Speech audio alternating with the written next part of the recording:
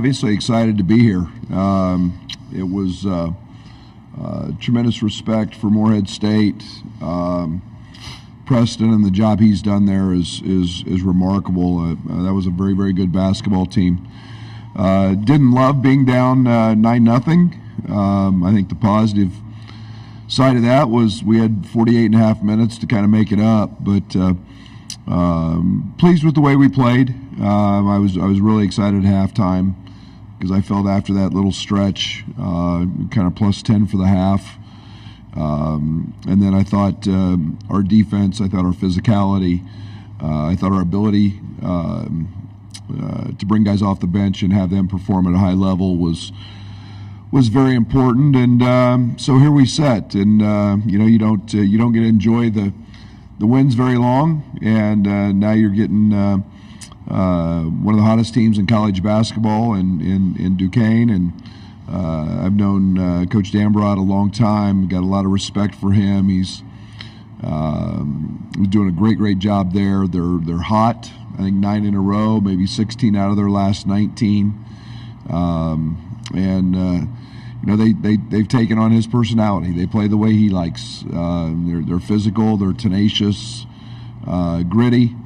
We'll have to play awfully well. And they're a team that comes from a great conference, and kind of just steamrolled hot going into the tournament and played their way through it. And here they are, and they were outstanding yesterday against a very, very talented and very gifted offensive team in BYU, and just really, I thought, took them out of what they wanted to do. So we know we got our hands full. We got to play well, and we'll take advantage of today and in preparation and recovery, and be ready to go tomorrow night at 7:40.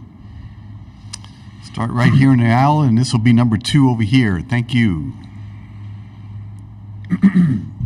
Jeremy Werner, Illini Inquirer. Brad, Luke mentioned Penn State as a comp of what they try to do defensively, getting into you, handsy, physical. I imagine Rutgers would kind of be like that too. Yep. What do you hope they took away from that, lessons from those games that can lead into this one? Well, I thought we were pretty good in those games, other than the last minute and a half at Penn State. Again, I think that they've got guards that are elite at raking and digging in balls. I think you've got to make great decisions when you get into the paint. I think they have a shot blocker very similar to you mentioned Rutgers to Cliff at Rutgers, and so they're very, very effective that way. They'll be disruptive. They like to run through passes. Good thing is we don't pass a lot in terms of initiating offense, but again, yeah, they're athletic, they're handsy, they're physical. They've had a propensity stat-wise to foul a lot, but they have 6-7 front court guys that they just all throw out there. So they're just they want to drag you in the mud, so to speak, and we've got to be ready for that. Brad, Tim Benz from Duquesne Radio and also Tribune Review in Pittsburgh. As a follow-up to that last point, when they do try to drag you in the mud, does it behoove you more to say we're going to play our game and do things that way, or do you try to kind of slug in the mud with them? We'll take whatever comes. I think that's one of the things I've enjoyed about this team. I think we see a little bit of everything in the Big Ten. I think Rutgers is probably as good an example as anybody, a team that can just flat out guard you and make things challenge all the time. Duquesne's not going to give you anything. You're going to have to go earn it, and I think that's the one thing that it always comes down to loose balls, offensive rebounds. Can you sustain a defensive rebound? Can you get a couple baskets in transition? Can you make free throws? Those are all the things that you're going to have to do to win a game like this. Right here in the center. Thank you. Steve Greenberg, Chicago Sun-Times. Hi, Brad. Hi, Steve. Dane Danger related. Keith, your counterpart, opined that without playing Danger a lot, he didn't think Illinois was really a national title contender, but with him heavily in the mix, he can see it. He thinks you are.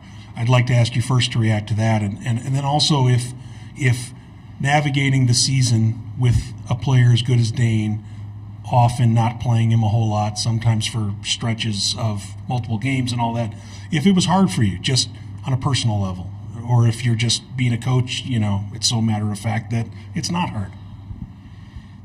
No, I think, to the last part of that, I think you want everybody to be successful. And I'm no different than that. And, Dane has handled his situation as well as anybody I've ever seen, in terms of just being a prepared teammate, continuing to work hard.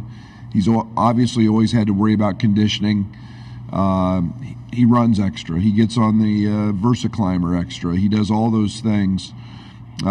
He's provided us great lift in the Big Ten tournament. He helped us early. Coleman was out for a stretch. And again, it took us a little bit. We're a non-conventional team a little bit with the way we post the ball, the way we score. We still don't throw Dane a ton of looks in post-ups. He's getting it, kind of organically through, playing flat on the baseline and getting into offensive rebounds and running. And so it's been a little different for him, but I'm ecstatic for the way he's handled it. And to Keith's point, I think we're number 2 in the country in offensive efficiency. A lot of that was he was a part of, but a lot of it he wasn't. And we posed a lot of people problems with a pick and pop 5. And so I don't know. Everybody's got their own opinion, but I sure like having him, and I thought he's been impactful and will continue to be as we move forward. We're on the right-hand side, and then Dawn, we're in the last row on your side. Sam McEwen from the Omaha World Herald. Hey, Coach. I wanted to talk about Coleman Hawkins and just his development over the course of 4 years. He's that pick and pop 5 you're talking about. How has he maybe grown as a player, and how dangerous is he and tough to guard for opposing teams at this point? Well, he's grown immensely, and when you're around him every day and the people who have seen him, he should be what the picture of a college student athlete looks like. He's run the gamut. As a freshman, wasn't ready physically. Played some on a good team. As a sophomore, we probably gave him too much too early. He hadn't earned a starting spot. That team was really good. We played him a lot as a 4-man. There were challenges with that, and he got benched. And he handled that adversity great. He's always been a great teammate. He's very, very competitive. Last year he's thrust into a leadership role with a team of a bunch of freshmen, 2 transfers, and Terrence Shannon and Matt Meyer. And, he's forced into a leadership role, so he's had to grow up very quickly. And then this year it's just all kind of been a culmination of all of those learned lessons put to use, with some transfers that have been awfully good, with some veterans, and his role. And as a pick and pop 5-man, he's been special. We had a conversation early in the year. We needed him to shoot. He's a terrific shooter. When he shoots the basketball, he's very, very effective defensively. He's guarded everybody from Zach Edey to smaller, quicker athletes. In the Wisconsin game in the Big Ten tournament, we slid him over to guard A.J. Storr. So his versatility on that end, his intelligence on that end, have played a huge part in our success. And Coleman's got a bright future. Hey, Coach. Zach Pyatt with the Champaign News-Gazette. I've seen on social media Coach Frazier turning back the clock a little bit. He's able to blow by some of the guys, defend some of the guys, and even getting up and still being able to dunk the ball. What all has he provided for the team the past few years as far as just keeping it light and fun with the players? Those have to be photoshopped. There's not a chance in hell he's doing that. No, Chester's competitive. I think there's assistant coaches have tremendous roles in relationships with players and development of players. We've stated since the day I took over, we were a development program. There's a lot of facets of that word development, and it's not just on the court. It's off the court, it's the weight room, it's nutrition, it's academics, social issues, and Chester, the rest of our staff all do a great job. But Chester's fiery. He's a great competitor. He gives us an emotional fire sometimes, and most every day, to be very honest. And he has the ability to be an everyday guy and bring it, and that carries over to our team. Right here. Thank you. Thanks. Given the intensity of the lifestyle you lead as a high-level coach, is there any part of you that sees that Keith is stepping down, and is there a sliver in there that envies the idea of downshifting, maybe doing something else, going slower? No, I think that anybody who's done this for a long time, and Keith has done this and for long enough, for a long time. I think that the profession is changing. It's getting harder. It's not getting easier. We're dealing with the portal now. Right now, the portal. Really, this is the greatest moment in time for a college coach and a team. All of that takes away from maybe other things. And as you get a little older, you get a little different perspective on life, on truly what's important. And so I've got a great understanding of people wanting to step away. I get it. Am I ready for that personally? No, but I'm also pretty blessed. I get to coach with my son, and I've got wife who's very supportive, 2 wonderful daughters, and I try to keep them around as much as possible. And I have a really, I think, gift that I can flip a switch and step away from basketball pretty easily. But I get it, and I'm happy for anybody who chooses to be able to be done and know that they get to do it pretty much on their terms. Keith's been a grinder, a worker. He's had tremendous success. Jealous of really the way he's done it, and a lot of respect for him. We're under 7 minutes to go. We have 2 questions up. Go, please. Hey, Brad. Eric Olson with the Associated Press. Wanted to ask you what your opinion is of the college basketball replay, the review rules after the game last night with Kansas. Do you think the foul should be reviewable? I don't like to comment on stuff until I have both sides of it. I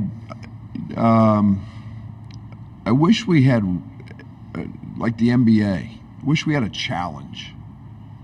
And you're going to get me started on, like my frustration comes from the fact we play a different game in college than everybody else. We play a different game in the United States than everybody else. We're the only country in the world that doesn't play by the same set of rules at all levels. High schools don't have shot clocks. Some of them do, some of them don't. We have a different lane. We have a different three-point line. So college basketball plays halves. Everybody else plays quarters. So there's a lot of things that are out there. But I do wish we had a challenge.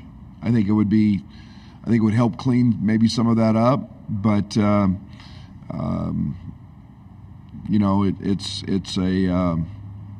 was the tough play, and you kind of live with the outcome. Right here. I'm going to have 2 if I could. But Brad, Luke has always seemed ready in these moments, postseason moments. What is it about that? What is it about him that gives him that and the consistency that he's brought to your program? Yeah, and Luke, was it 2 years ago we played Houston, and we were without Jacob Grandison out with an injury, and man, he stepped in as a freshman and just was tremendous in these moments. He's not afraid. Luke has tremendous confidence. He's got a swagger about him that allows him to go out there and be successful. He puts in the work, so I think he's confident in his abilities. Now he's a little smarter than he was 2 years ago on the defensive side. He gets it. I thought he did a great job yesterday. So I look at a very confident guy with some swagger who's not afraid of the moment. And I know you're focused on the huge challenge ahead, but fans are so eager to get back to the second weekend. With this opportunity, so am I. Sure, it's really hard, but But what would it mean to have this team be the one that does that for this program? If we're fortunate enough tomorrow, ask me that then, I'll tell you then. Not getting too far ahead. Anything else for the head coach? Yes, right here, Gina. Got about 4 minutes left. Go. We can't let you leave early. You probably didn't watch, and I hope you don't mind the question. Maybe you did, but FAU, you played, Northwestern, you know so well. Northwestern won. Any reaction to just what they've, being able to do that without Barry and Nicholson and what they're dealing with? Go Big Ten. No surprises. Boo's special. Boo's special, and I've said this all along. I thought Northwestern had maybe the best role players, most well defined as any team out there. The team they put together. I know Ty was out. Martinelli comes in and gives them something completely different. They developed. Chris did a great job developing depth. But when you have Boo, things are going to run pretty easy. He's as good a point guard as I've seen in this league in my time. I think he's one of the best in the country. But it's not just his scoring or his ability to do that. It's just his confidence, his swagger that permeates throughout that program. Defensively, they've been really solid here the last couple of years. So it doesn't surprise me. FAU's had a incredible 2-year run, but I thought that was a tough matchup for them when they got Northwestern. I felt and really, really happy for Chris and really happy for our conference.